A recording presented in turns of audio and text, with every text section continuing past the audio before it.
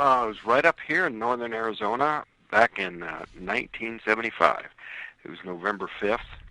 I was working in the woods with a crew of 6 other men, and we had our moments. There were, it's just like any crew of guys. We weren't a bunch of buddies, We Yeah. were just people who were together for a job, and there'd been fights between some of the other guys on the crew at different times.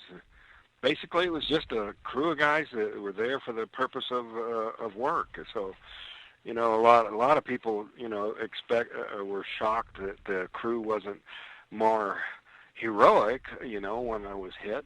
It's perfectly understandable, even had we been buddies, them seeing what had happened to me and thinking that it had killed me, it was completely understandable that they would, take Right. off because they were next. Under the circumstances, it was a very terrifying experience. And see, in the movie, it kind of gave the impression that it was a long drive home and everybody was getting kind of drowsy. But the truth was, we just barely been physically working hard, and so we weren't sleepy. Our minds were pretty keen because of the recent physical exercise. It Well, was deer hunting season, and we'd been hearing a few shots in the distance. So it wasn't, it's much of a stretch to think, well, the light was probably maybe some deer hunters camped out there. But then, it became more evident as longer we looked that the light was coming from higher than where the crest of the ridge would have been. It wasn't like we all immediately started talking about it either. It's just kind of everybody who, was kind of divided up into little conversations that were going on, and then one by one, everybody kind of quit talking and kept looking in the same direction, and people were saying, "Oh, wondering what that was." So you could see ahead where the light was breaking through and washing across the road ahead. So we knew when we got up there, we'd be able to see the source of the light, and so as soon as we got to where that light was, we could see the craft hovering there, and it was unmistakable.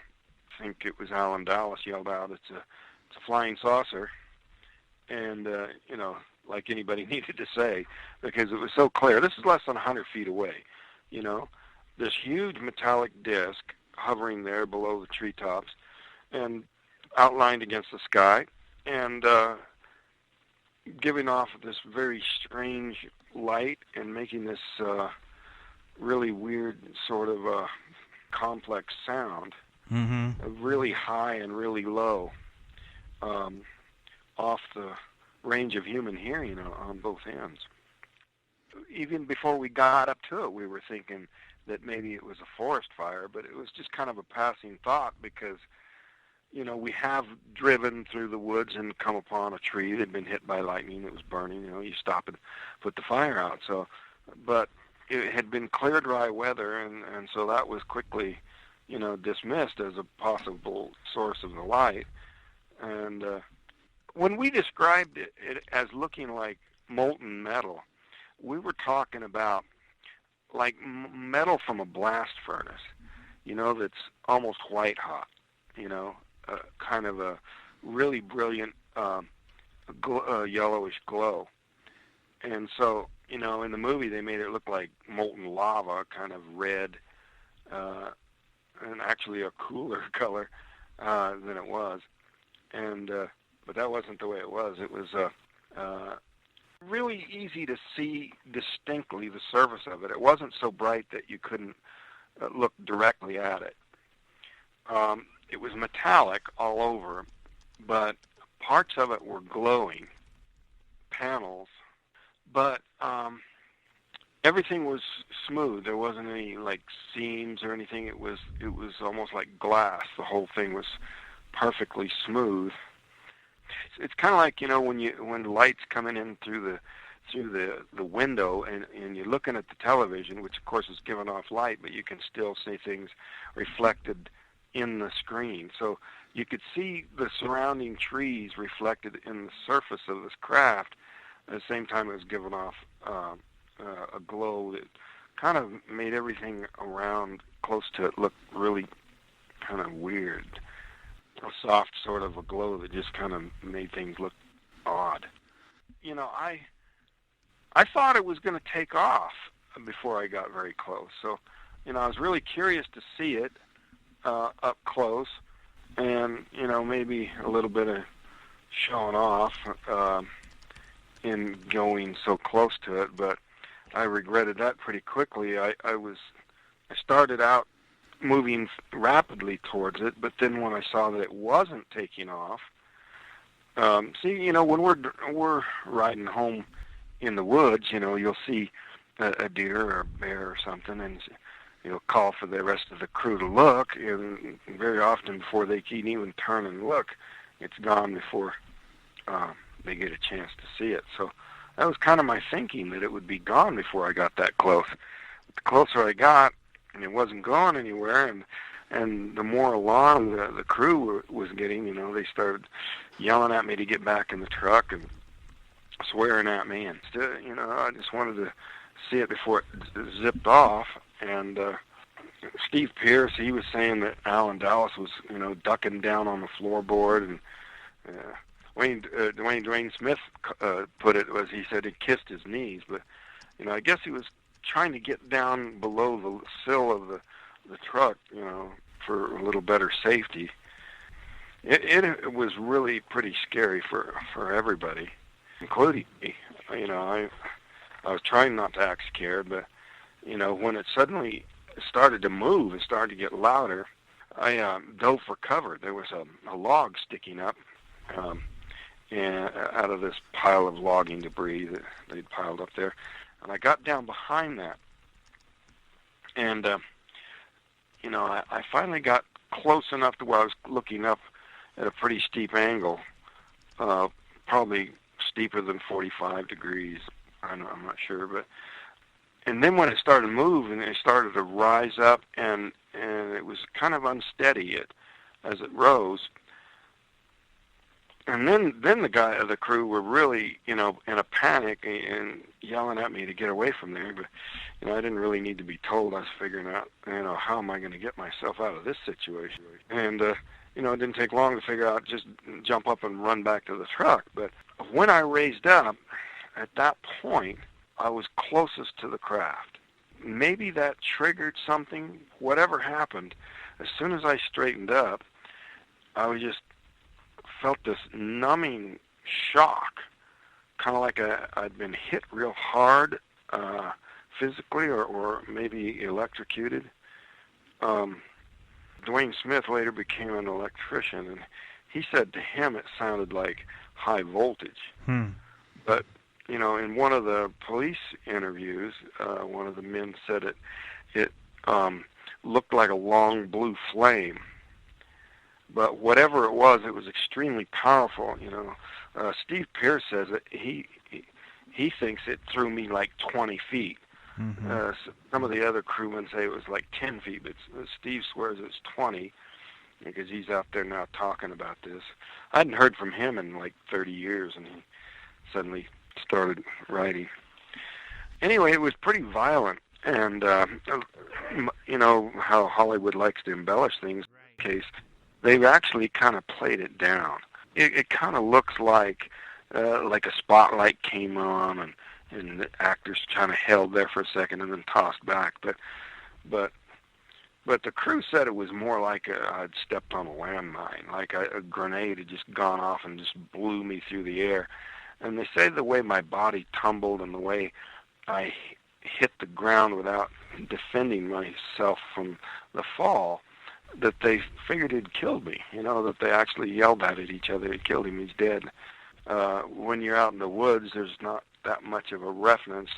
You know, you don't have anything familiar-sized objects to compare it to, but just judged on the size of the clearing later, you know, we figured maybe 25 feet in diameter, which isn't really all that huge, but when you see that thing up close and feel that powerful sound, it really had a very imposing sort of a feel to it. They just panicked and took off, nearly wrecked the truck, trying to put some distance between them and the craft, and they got up a ways, and then they saw some deer hunters, and they went and tried to catch them, hoping that maybe they had some weapons.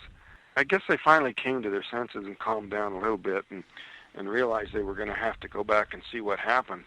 And so, you got to give them credit for that, because, in the movie they had it where, when Mike pulled over and said, look, this truck's going back, and anybody that doesn't want to go can wait here, and anybody who wants to go with me can go.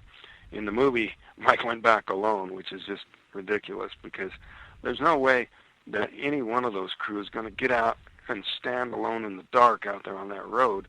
Yeah. They might have been pretty apprehensive about returning, but they all went back. Mm-hmm. And so I got to give them credit for that, because they had every excuse to keep going and straight to the sheriff.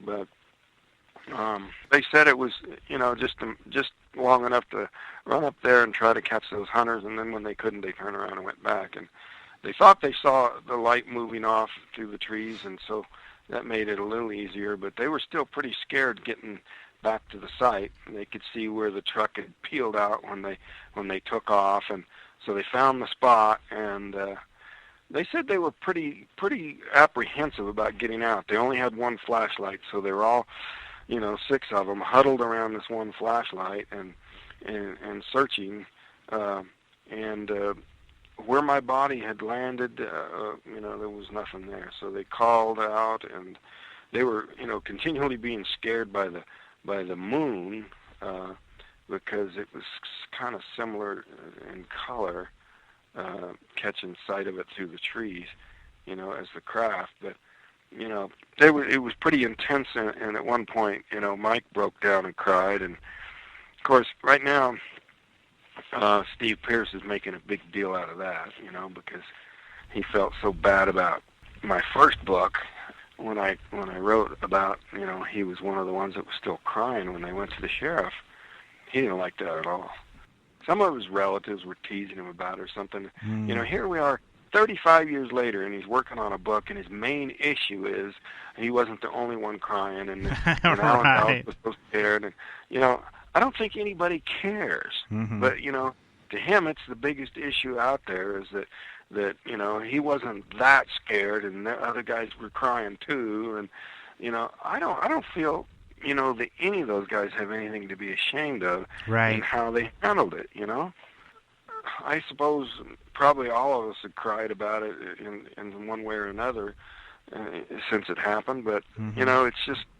It's just one of those things you have to deal with. And mm-hmm. yeah, we're a bunch of tough loggers, and don't like to emphasize that part of it, but it speaks to the intensity of what we experienced. Mm-hmm. So they went back to town, and they were arguing about what to do. Alan Dallas didn't want to go to the authorities yet. He preferred just to get some friends and some guns and go back and make a search, and then if they couldn't find me, maybe then go to the sheriff. But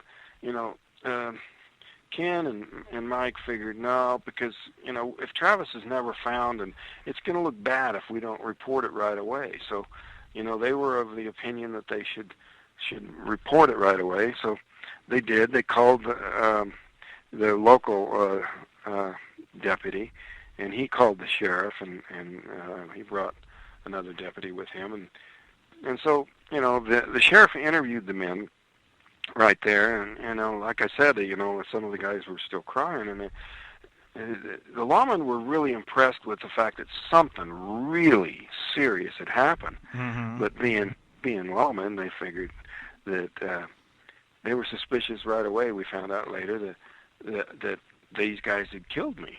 Mm-hmm. That there'd been some kind of fight at work, and that they were just making up a crazy story to cover up for why nobody was ever going to see Travis again, Right. So, but, people asked them, did it look like they were drunk or something, and the sheriff says that, he sat in the truck with him and interviewed him right after it had happened, and he didn't spot anything, and, he's got a long career in law enforcement. He says, I didn't see anything, and I was looking.